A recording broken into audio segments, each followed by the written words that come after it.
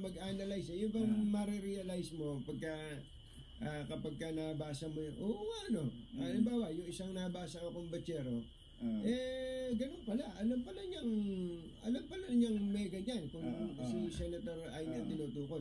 Ba't niya sinuportahan pang tumakbong yun it makes sense, ha? It makes sense. Kung talagang sinasabi niya noong pagka-asawa, bata, kinasal, etc.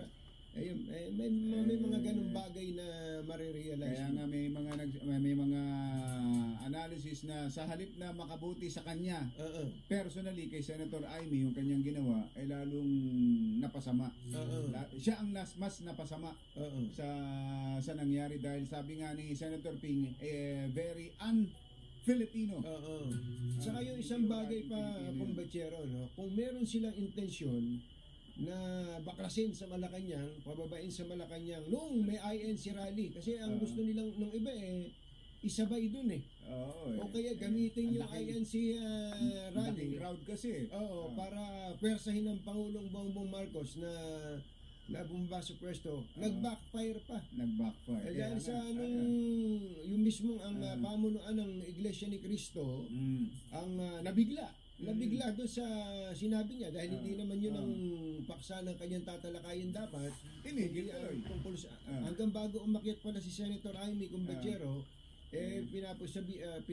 nire-remind siya na stick with the topic, ang topic ay General Appropriations Act lang.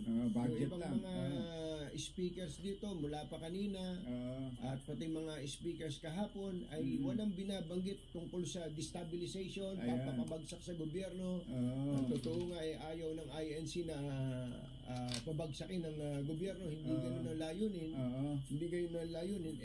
Umuo naman daw. Kaya lang yung pala mismo laman ng kanyang speech.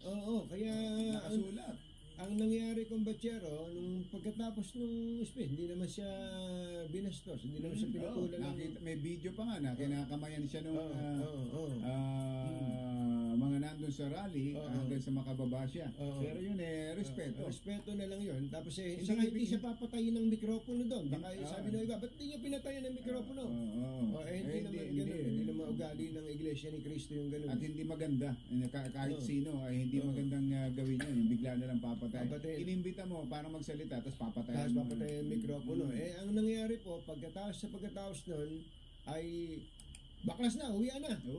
Kasi baka biglang yung ibang na-agitate doon, gamitin pa yung mapayapang pagtitipon, inumpisang mapayapa, napakaganda naman nung, kita nyo naman napakalinis nung Luneta, pagkaalis ng mga kapatid, uwian na. Baka kasi may magsamantala at biglang may magsisigaw doon na tara na sa Malacanang. Yung mga gano'n. Problema.